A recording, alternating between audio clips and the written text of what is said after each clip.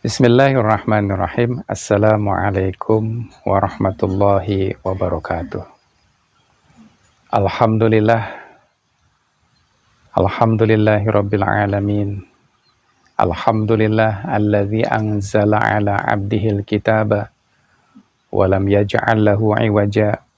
Asyhadu an la ilaha illallah wahdahu la syarikalah wa asyhadu anna Muhammadan abduhu wa rasuluhu la nabiyya ba'dah.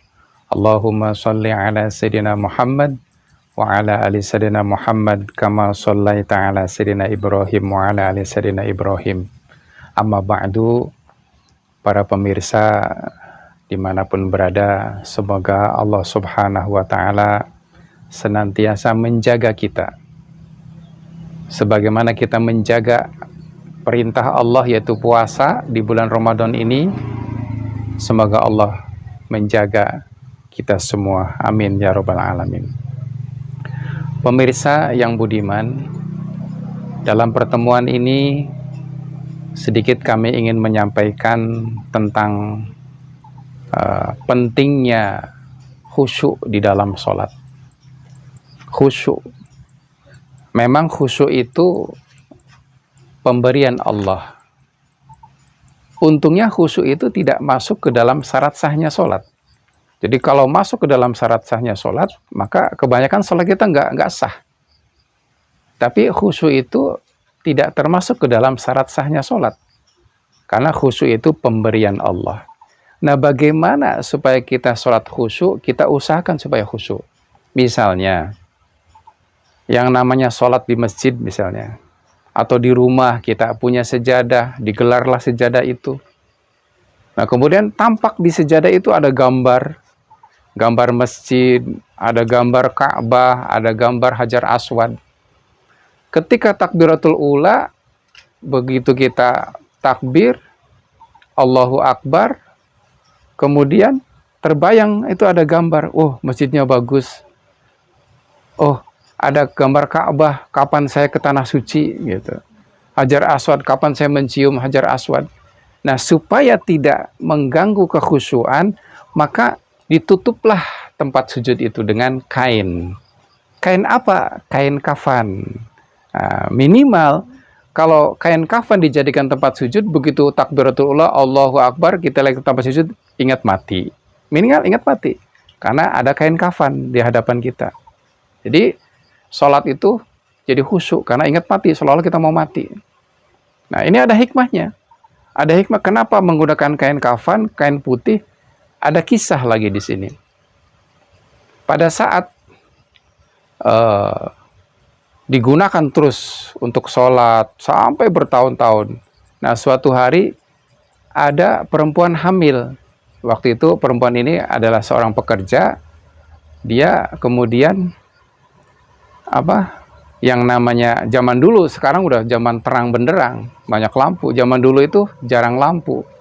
Zaman usia kita itu jarang sekali lampu. Minta diantar. Nah, kemudian diantar. Tiba-tiba karena sedang hamil diganggu oleh satu makhluk. Nah, masyarakat kita menyebutnya dengan kuntilanak. Diganggu oleh kuntilanak. Biasanya kalau anaknya laki-laki pasti diganggu itu. Nah, kemudian kain yang dipakai sujud itu dikebutkan, ternyata pergi. Nah, namanya kerja lembur tidak sehari dua hari, lembur lagi. Kemudian minta diantar lagi, kejadian lagi, tanpa sengaja dikebutkan kain yang tadi pakai sujud, pergi lagi. Oh, ternyata ada sesuatunya, kain tersebut. Nah, akhirnya kami ingin buktikan, itu kan makhluk halus. Kami buktikan kepada makhluk zahir, makhluk yang kasat mata. Ya, waktu itu kita masih jiwa muda, masih darah muda, lagi senang-senangnya darah muda lah pokoknya, semangat anak muda. Kita coba panggil teman-teman, hei teman-teman, tolong serang saya ya, saya diserang. Waktu itu saya minta 3 orang. 3 teman saya minta diserang dari arah depan, arah kanan, arah kiri, semuanya. Nah, kemudian yang depan dulu maju. Macam-macam jurusnya. Ada jurus monyet, ada jurus, pokoknya macam-macam lah. Terserah mereka. Yang maju depan dulu maju. Begitu maju, saya kebutkan kain tadi, kain putih tadi, kain kafan. Jatuh. Nah, kemudian yang kanan lagi, nyerang lagi. kebutkan lagi, jatuh lagi. Sampai 3 kali yang kiri diserang lagi, jatuh lagi, dikebutkan. Nah, itu ternyata kain yang digunakan untuk sujud, kain yang digunakan untuk kita dalam rangka menggapai kekhusyuan, apalagi sekarang bulan Ramadan, diperlukan kekhusyuan supaya lebih tawajuh lagi kepada Allah, itu sangat diperlukan. Ini hanya sekelumit saja kisah. Mudah-mudahan bisa menginspirasi kita semua, biar sholat kita khusyuk. Jadi kain itu tidak sengaja diisi atau dipuasai atau dibawa ke orang sakti biar ada isinya, tidak ada kesengajaan. Semuanya berjalan mengalir seperti air biasa saja. Dipakai sholat, dipakai sujud bertahun-tahun, ya, sampai ada asarnya seperti itu. Nah, ini contoh kecil barangkali. Contoh kecil daripada bahwa sholat itu pun mengandung hikmah. Ada hikmahnya. Sebagaimana di dalam Al-Quran itu, tanha anil fahsya'i wal munkar. Nanti itu karomah yang terbesar. Karomah yang terbesar daripada sholat adalah tanha anil fahsya'i wal munkar. Mau maksiat nggak bisa, mau fahsya nggak bisa, mau munkar nggak bisa.